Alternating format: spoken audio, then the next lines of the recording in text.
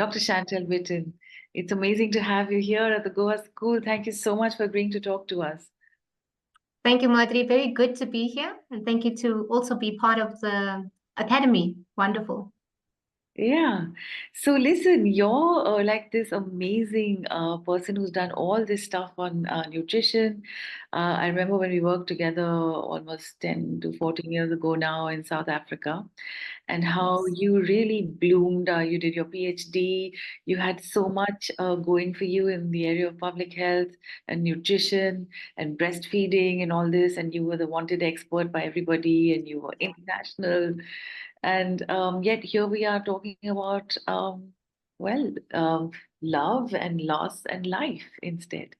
So, would you like to tell us about your journey and why it is that you have decided to do this to talk with us, just in a little snapshot so everybody gets a gist of it, and then we'll go into the details. Absolutely, Madhuri. So, like you said, my persona is quite big in South Africa and probably within the region, within the food and nutrition space. And people look to you as if you are, you know, got it all together and everything's working out and everything's perfect. And I had a life-changing event, which had me shaken up in many ways. And I think for professional women, it's important to be able to learn to balance the life-work balance. And personal life challenges can come at any point in time. I was at the height of my career. I was leading a project with huge funding from Switzerland. And as you know, I'm a big breastfeeding and I'm anti-formula. So I was working in that space and my passion was there. But at the same Yeah. time, my personal life was falling apart. And at one point, I had to make the decision to step away from my work and start gathering myself to tackle my personal issues because it was not only affecting me in my health, it was also affecting me in my mental health. So not only just physically. So I'm a nutritionist and I went through a bout of anorexia and I needed to take care of that. Mentally, I wasn't at the top of my game. I had a really demanding project and I needed to step away from that. And I need to Right. work on my personal resilience to claim my life back. So the personal Chantell and the professional Chantell was a little bit divergent. And it's Mm. taken me about, 16 months really to be able to get back to where I was. Right. Okay, so now, at the Goa School, we have a lot of youngsters who've been asking us about love and relationships and all of this. So I think it's a good place to start. Um, you know, I don't know if this is going to be in hindsight or not, but how would you define love and what was it for you and how do you know this is it when you come across it? Well, firstly, let me say love is a beautiful thing. It is the absolute fascination. It's the absolute, I almost want to say capturing, mind capturing, heart capturing when somebody sees you and you feel that connection and you feel that love. And I had that with my husband. Um, and that was because also I'm deeply religious. And so we met in the church. I had moved from one province to the next province, and I called the church and said, look, I'm new to this province and I'd like to go to church on Wednesday. And the bishop said to me, no problem, I will send somebody. And of course, the rest is history. So when my Mhm. husband and I got married, the bishop actually said, I sent you to fetch Chantell to go to church. I didn't mean you must marry her. So from the time we had met till 2 years later, it was an intense romance because I was older, I was 27 already, and I knew what I wanted. And my husband ticked all the boxes and we met in the church and I felt like this was perfect. And for a long time it was the perfect love story for me. And he really helped me because professionally my jobs were always demanding and he kept the home fires burning, he kept the kids going. And so I thought we had a perfect partnership. And I still think in hindsight that it wasn't so perfect because somebody or something's got to give. And that in retrospect, when I look back now, I can Mhm. see, okay, there were some parts where I was flying and some parts where he wasn't flying. And then things changed for us. And then there was a time that he was flying and then I wasn't flying. And I think that's where some of the loss comes from. Right. But you know, I mean, some would say that this is normal in any relationship. There's ups and downs, etc., etc. And I want to, at this point, also thank you so much for sharing from your own personal experience, because it means so much to so many of us for whom it's a difficult topic to talk about, and you being brave enough to do that. So, yeah, when did it all start going downhill, or when did you think that some things changed to the point that you can't repair it? Like you said, Marjorie, marriage is ups and downs. And just for the audience, I was married for 23 years when I walked out of my marriage. 2014, about the time that you and I had just, we met in 2012 when I was working for the UN. And I was doing really well there. And my husband was a stay-at-home dad, and he was looking after the kids and playing the role of keeping the home fires burning. And at one point, he actually said to me, I'm not feeling fulfilled, and I'm feeling very left behind. And I said to him, okay, I also think I need a change. And so 2014, I decided that I wanted to go do my PhD. And so I gave up my UN job. I took a cut in salary, a huge cut in salary. And I said to him, well, you're going to have to do your part, because we're not going to have that UN salary, and you have to work. And I'm going to go back to school part-time. I'm going to also work, and we will work on our marriage. So Yeah. 2014, we actually did have a bit of a separation, but we had agreed to work on it. So 2015, we moved provinces. And I think for young people, getting away and starting in a new space creates a bubble, which is not the reality. Because when it's just the two of you, you depend solely on each other. There's no friends, there's no family. You need each other. And in our marriage, if I look back, we moved 5 times across a period of 3 to 4 years. So every time we moved, it was just the two of us, and we were starting all over. And so I think when you work in this project environment, it's exciting in the beginning of the project, and you begin, you invest a lot as you're starting up. And then all of a sudden it becomes the lull season. And I think when I started my PhD, I was preoccupied with my PhD. My husband was preoccupied with building his career. The previous 7 years, he was a stay-at-home dad, and he was not working on his own career. And so now he had the opportunity to work on his career. And I think therein lies some of this when I look back, that marriage is a intentional institution, and you must work at it. It's not, it's not happening by chance. And we were working on two different paths. We were like a train line. So I was working on my PhD, he's working on his career. We're both happy in our spaces, but whether we were happy together, I think that's something to debate. And Right. yeah. No, so my question is now, when you experience that separation, what what was your emotional state at that time? I mean, did you experience that as being in a state that is opposite to love in any way? And did you feel that you were being taken advantage of, perhaps? Was there emotional abuse, and things like that? Marjorie, I just want to say, when you are immersed in something, and it's completely consuming you and absorbing you. We found ourselves in that space from 2015 until 2019. So that 5 years, he was working on his career, I was working on my PhD. We were happy in our separate spaces. We were making life in our separate spaces. And so the emotional abuse was not happening at that point in time, or I just want to say I didn't recognize it at that point in time. But when I look back, when I was working and I was basically being the main breadwinner, I depended a lot on my husband to bring that emotional connection, because I was coming, I was going, I was traveling.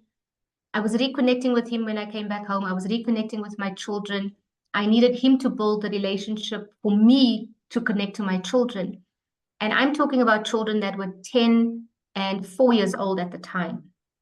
Now I'm dealing with adolescent children, which is very different, young adults, and that relationship has changed. And when I look back now, I really want to say to young professional women, while you're building your career, keep your connection with your children. It's not about just keeping the household going. It's not about providing the necessities, but the emotional connection. I'm only building my emotional connection now with my kids. And the reason why is because I wasn't always there. When they were at their plays and the concerts, they saw their dad in the audience. When they got their accolades at school, they saw their dad in the audience. And they hold it against me. And it's not easy to explain to them that I was actually the role of the breadwinner, which is usually the man's role.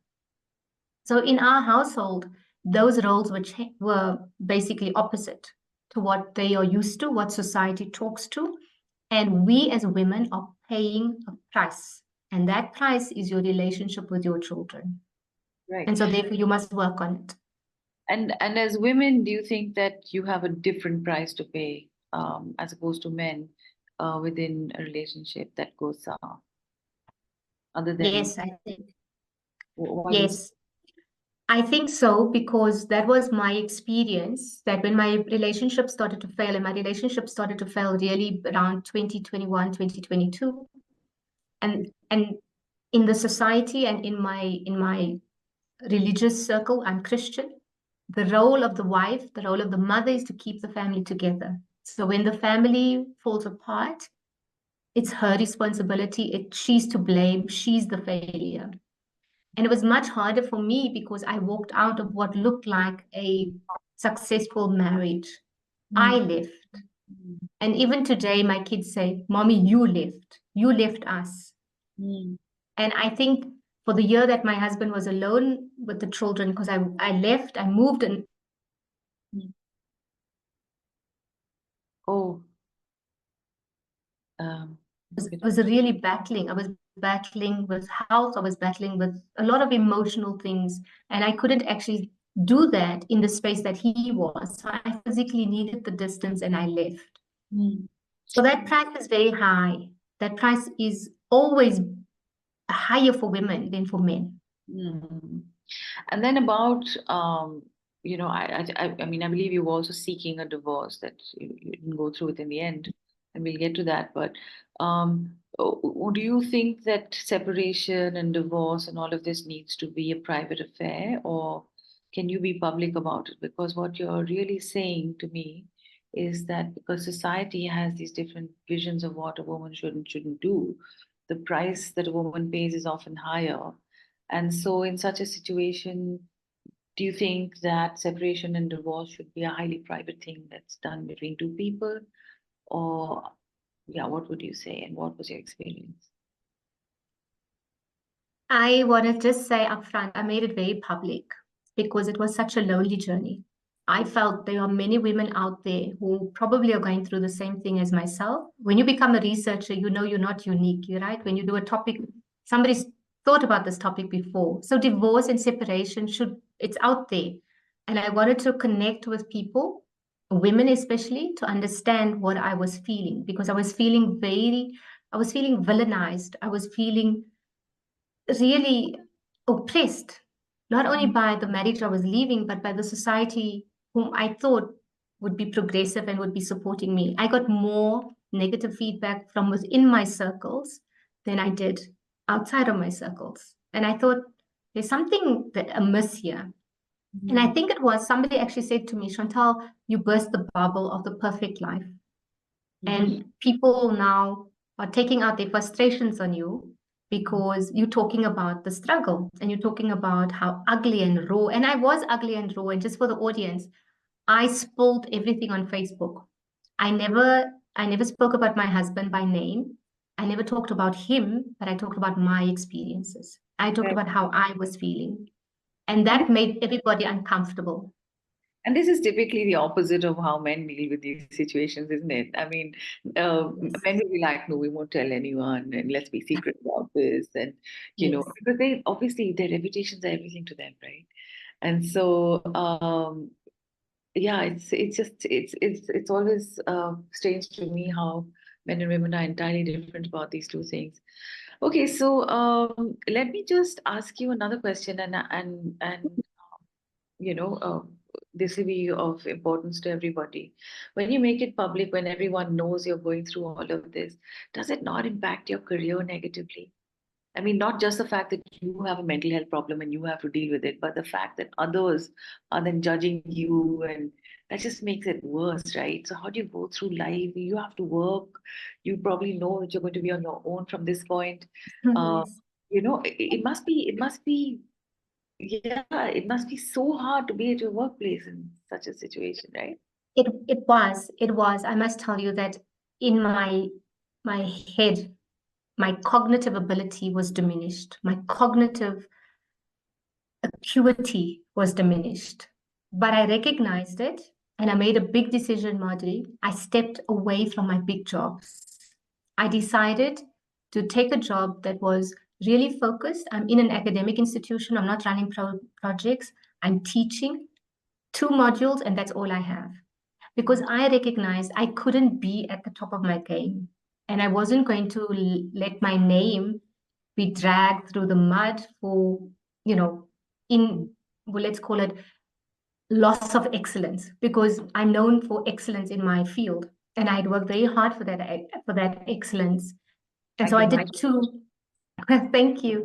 I did 2 things. I stepped away from my field. I'm not Yeah. working in nutrition. I'm not working in food security.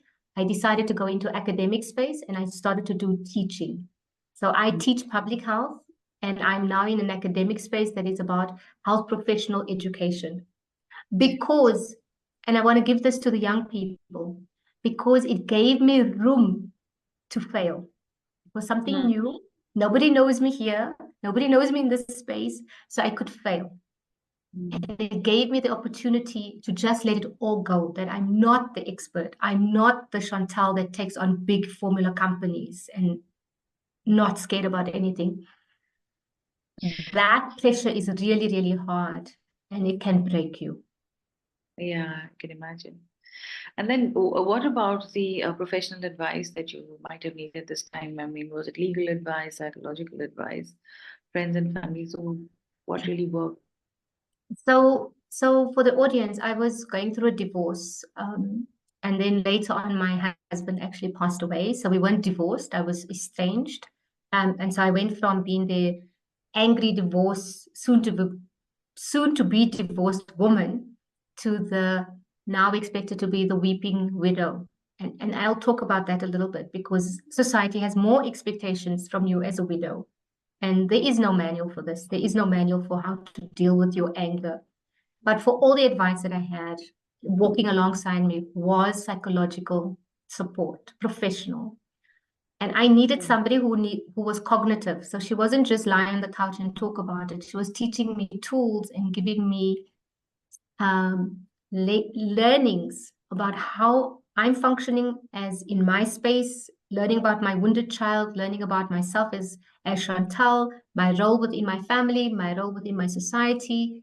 And South Africa is complicated. So it's everything from, being a woman, being a Black woman, being a woman of, at a professional peak and the whole imposter syndrome, and now you're really failing. So it was all of those things. And I learned a lot. And I'm really grateful that I had somebody walk with me who was intellectualized everything for me, because that's what I needed. That's my makeup.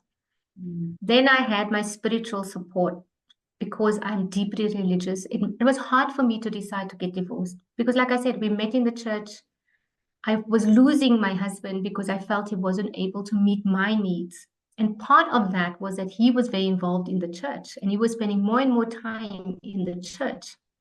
When I said I'm unhappy, he was like, "Why are you unhappy?" Because actually, I'm doing this for us, it's blessings for us. But I was feeling Mm. so isolated and so unhappy. I was just like, no, I want more than this. And Mm. I don't think my God is the God that's going to take away my happiness so that you give it somewhere else and I don't have it in my own place. So in the Bible, we have this text that says charity begins at home. So can we fix the things here before we go fix the things outside? So this is deeply personal for me. And I'm giving you context because it's not just about the profession. It's about your values, your value system. And we were Okay. getting to a point where our children were getting older. They are They were teenagers and they are young adults now.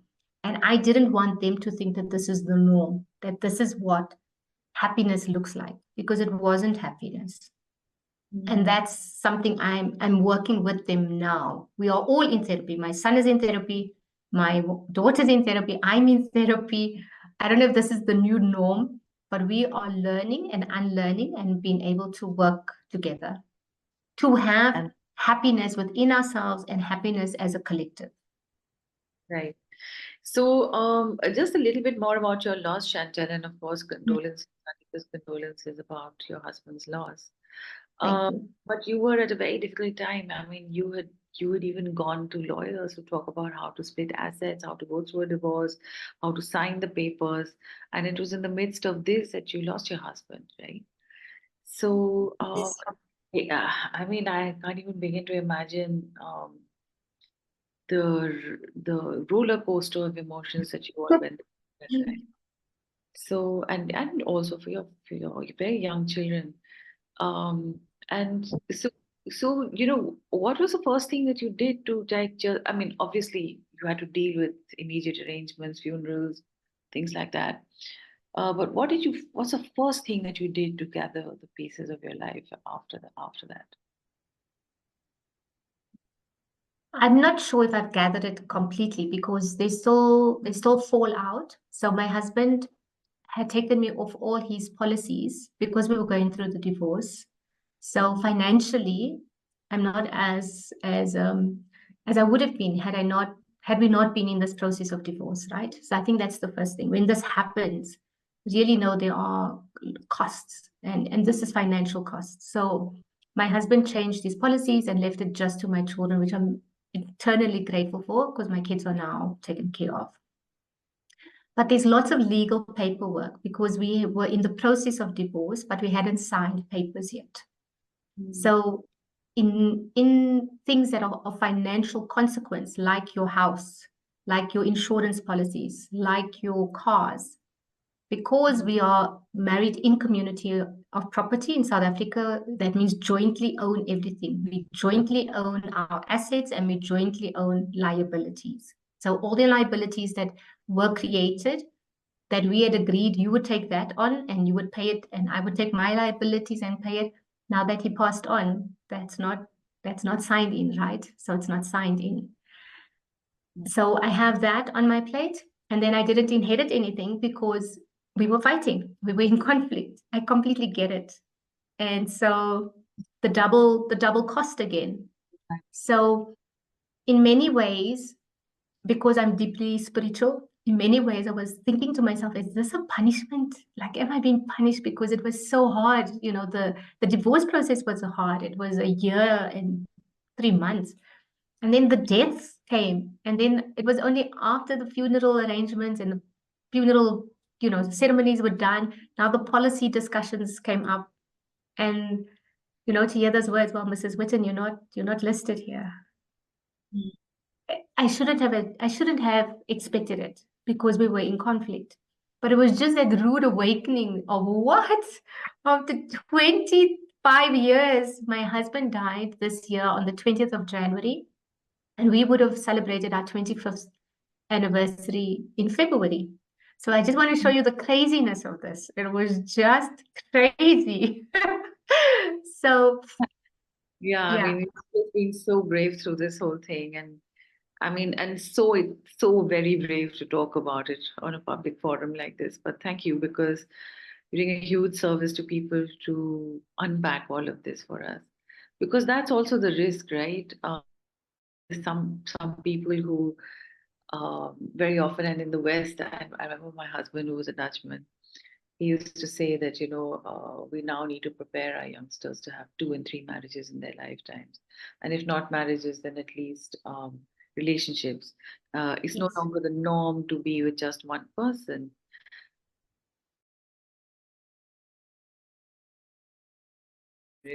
But we haven't figured out how to go from one to the other. You You're know, absolutely right. Yeah. And Yeah. there are many people who have one foot in one place and another foot in another place, and they really haven't sorted out legally, financially. A death happens, and I can imagine. I mean, even for your husband, there must have been a huge amount of pressure on him, which is perhaps even, I mean, he did die of a heart attack, Correct. right? So you can see it from both sides, and so anyway, but now that we've come out on the other side of this, or at least in Mm. time, we've come out on the other side of this, and there's lots to work on. And as you're saying, you haven't quite picked up the pieces of your life, and it will take a long time. I mean, I've also gone through widowhood, so I know that it doesn't go away. You just sort of live with it, Yes. the grief. And there is always grief, because any relationship, if you cut it off, in whichever way, either through death or divorce or whatever, it causes Yeah. grief, right? So, yeah, but what would you say to people who are struggling with this? And sometimes, I mean, we have fellows who've struggled with this at very tender ages, like age of 20 or 21 or 25. So, what would you say? What is it that has held you up really throughout this process, and what are you going to depend on going forward? To to our young women especially, I think it's important to understand yourself. It sounds very cliche. I also thought, what is this about? I know myself. But until you are on your own, the year that I left home and was on my own, I struggled. I remember the first time I went to a restaurant, I sat at the table and I knew what my husband was going to order. I knew what my daughter was going to order. I knew what my son was going to order. I didn't know what I wanted to eat. I was literally sitting there thinking, what do I want to eat? And it came from two places. It came from the fact that my husband made all the decisions. When we went out to eat, he'd say, oh, you would have this and I'd have this, and we'd share it. Or he'd say something like, I know you're not going to finish all your food, so I'm just going to have a starter and I'll finish your food. And then he'd order. And so here I was having to do my own ordering and my own decisions, and I couldn't. The high-powered Dr. Witten was at a loss. I think I was sitting there for 20 minutes just sipping on my cola, waiting for somebody to say what I'm going to eat, because I just there were so many things that were automatic in our marriage, and that's what made it a good marriage. For one, he took care of a lot of things, and I just was autopilot and did my thing, and he did his thing, and it was perfect. And then when I was on my own, I just realized how much he did do for me, and in many ways incapacitated me, because I didn't take care of Chantell. I kind of take care of the family by being a good breadwinner, but actually I wasn't present in my own marriage. I wasn't present for my children, and I think it's a hard, confession to make, because we are in a world where we are praised and we have accolades and we are given all these opportunities because we're high powered and we're in the spaces. But that's not, oh, I'm so sorry.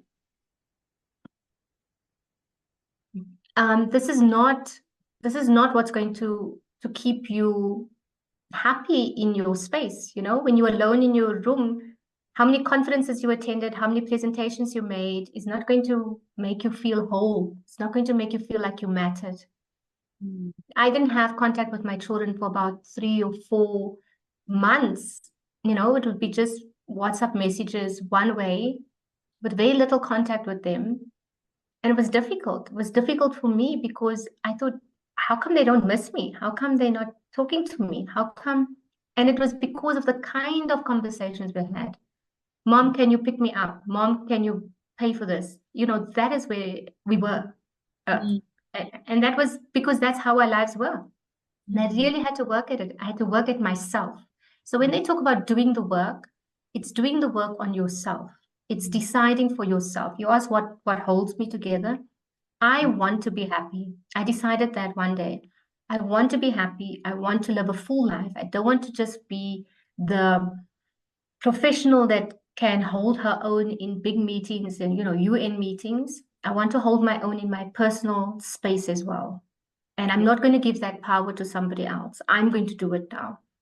And I have this thing where yellow was my awakening color. So in my decision to get up and live, I had this epiphany or this experience of yellow, sunshine yellow, and that's what draws me. So now when I do things, I go to meetings and somebody's wearing a sunshine yellow dress, or I see the desk pad is sunshine yellow. I'm like, yes, it's going to be a good meeting. I go to a coffee shop and the wall is yellow. I'm like, yes, this is going to be a good coffee.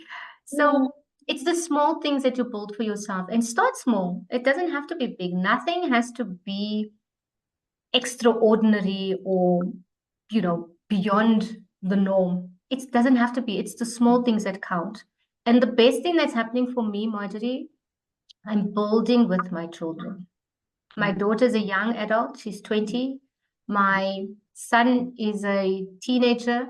They have their own moods. They have their own, I guess, what they're expecting from me and what I'm expecting from them. But we are talking about it. And in one of my counseling sessions, I learned that it's not about communication. It's about connection. You have to make the connection. When you're connected with somebody, when the Wi-Fi router is close by and the connection is good, the communication is good. But if the connection is not good, the communication can't be good. So that emotional connection is something I'm working on intentionally. That's superb. That's an absolutely fantastic closing message, because what you're saying is that in order to be able to navigate life, the first decision almost that you have to make is about yourself, and that you will be happy. Yeah, that's awesome. So thank you so much, Chantell. This has been a really insightful, important talk. So thank you so much for doing it. And I hope you stay in touch, because at the Goa School, we have people watch talks, and things at their own pace and all of that. And sometimes we get like a whole plethora of questions, and or they'll be like, we want to do and so. So I hope that we'll be able to stay in touch, and that you'll be able to answer questions for us in the future, and perhaps come No, back absolutely. on nutrition, which is what your thematic specialty is. Yeah. Absolutely. I would love that. And I think I'm laying it bare because it's not an easy conversation to have. Yeah. It's a closed conversation. It's always behind closed doors. And I think as women, we are good at connecting and forming circles of love and circles of support. And that's the other thing. The people that held my hand were really my friends. I mean, Marjorie, we didn't work professionally probably from 2013, I think. Yeah. But you sent me messages on WhatsApp to check in on me, and to all the way out of India. And that's priceless. That's not something you can actually measure. And it's not something you can put a price to. So I just want to say, also make those connections, because they actually do feed your soul in a real way. But I'll come back and talk about nutrition. Excellent. All right. Thank you so much, Chantell. All the very best to you. Thank you. Thank you so much. Bye-bye. Bye.